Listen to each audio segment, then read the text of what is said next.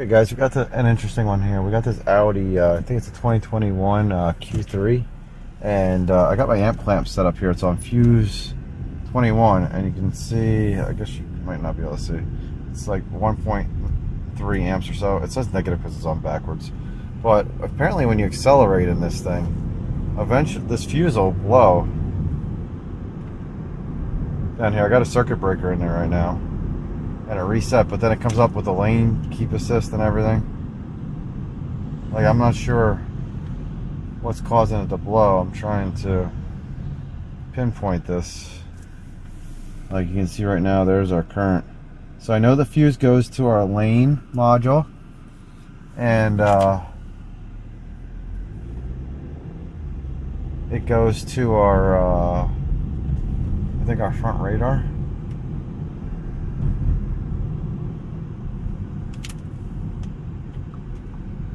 See if we can turn in here real quick. It tripped once. See, I replaced the fuse. I left the car run for a while the other night, and I had no issues, so I didn't know if it just blew because of that, but apparently something else is making it blow.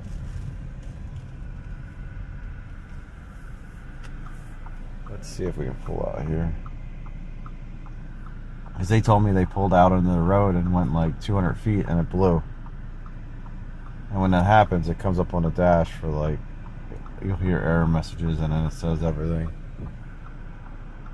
I didn't see any body damage on the car, so I don't think it's a body damage issue.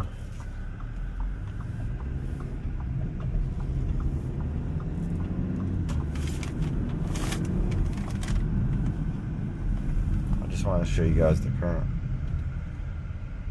Curious what it spikes up to when it blows.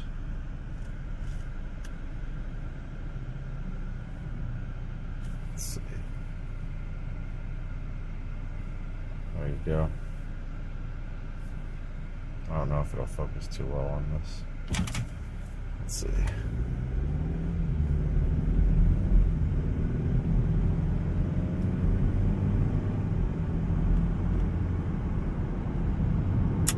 There it went. Just blew, and then it came up on the dash, all this stuff, until my circuit breaker resets. Once my circuit breaker resets, it's all happy. But it blew at the same spot now twice. So, and then once the circuit breaker resets, all the messages go away. So we're gonna have to unplug one of the things, and we'll have to see if it blows again. I'll bring up the diagram. I'll show you guys the codes that it sets. It's weird though, because it didn't blow this way. Twice it blew now coming down the hill here.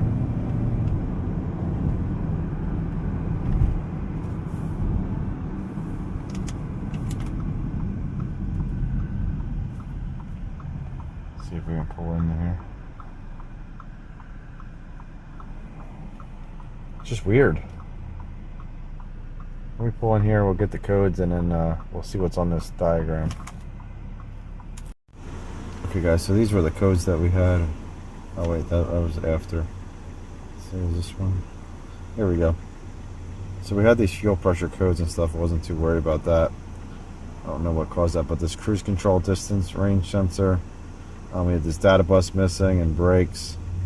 All these other data bus messages, but we couldn't talk to the lane change assistant, parallel parking, front sensor. Like, all this stuff would not communicate, and we had all these other codes here.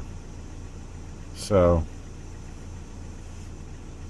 once I replaced that fuse, it was fine. Trying to see if I can get us a diagram here.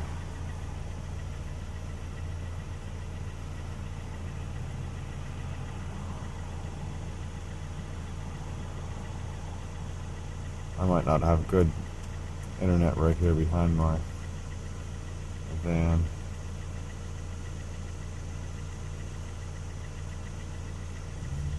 And I'm using the AES Wave Utest terminal kit with a 7.5 amp circuit breaker, because that's what fuse it was.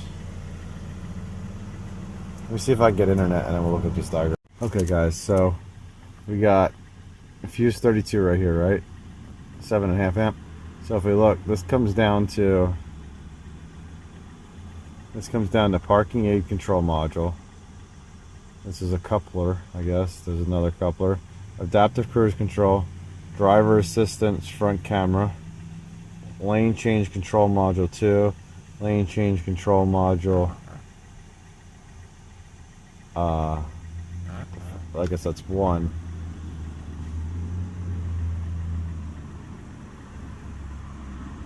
So that looks like it. So I thought this did radar, but apparently not. So we're gonna have to figure out which one of these is causing the issue.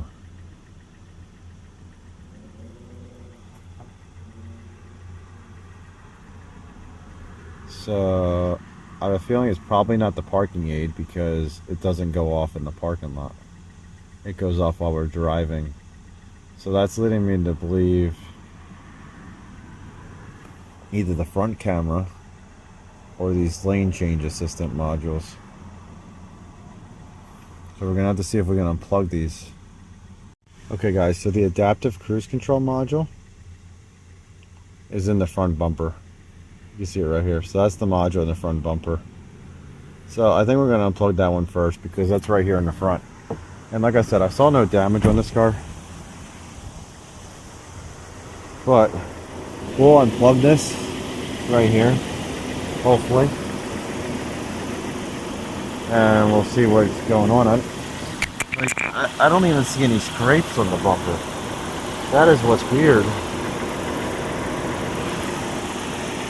But I should be able to unplug this. And then we should be good to go. And we'll take it for a test drive and see what happens. So here we go, we got it unplugged. Here's our plug. I don't see any corrosion or anything in it. And like I also checked, this has a factory windshield and stuff in it, so I don't think the windshield was replaced. There's no damage on the car that I could see. So it doesn't look like it was hit or anything. Doesn't look like it was repainted. So we'll take this for a drive real quick and we'll see if it blows again. And now it'll yell at us for the front radar, but we'll see what happens here.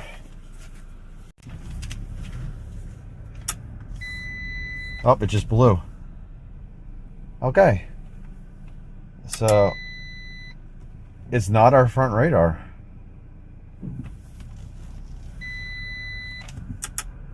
Oh, it's still blowing.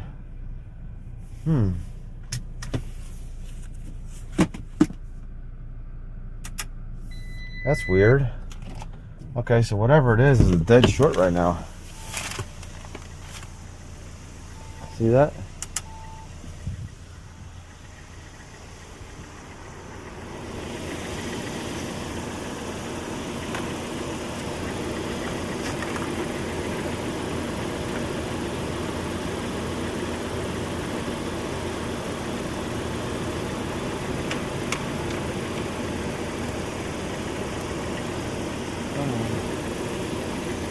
Got my hand stuck.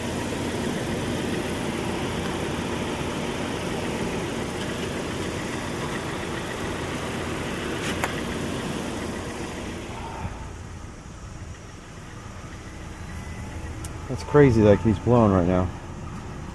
Let me see where these modules are at. Now it stopped blowing. Is there something up here?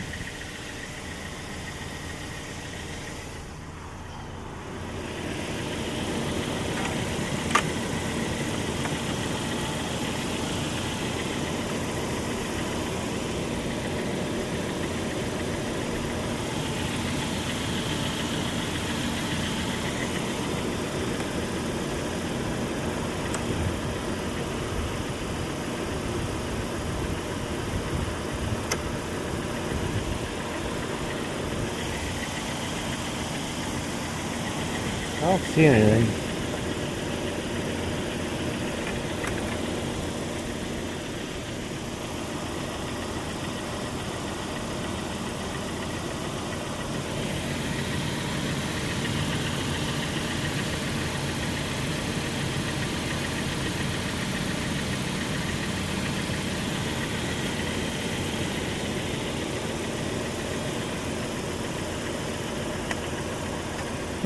Let's try driving this around the parking lot, see if it blows some more.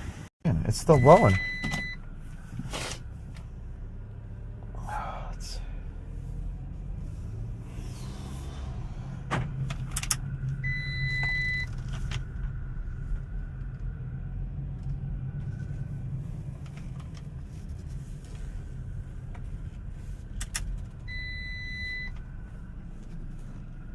It's still blowing. So, whatever it is,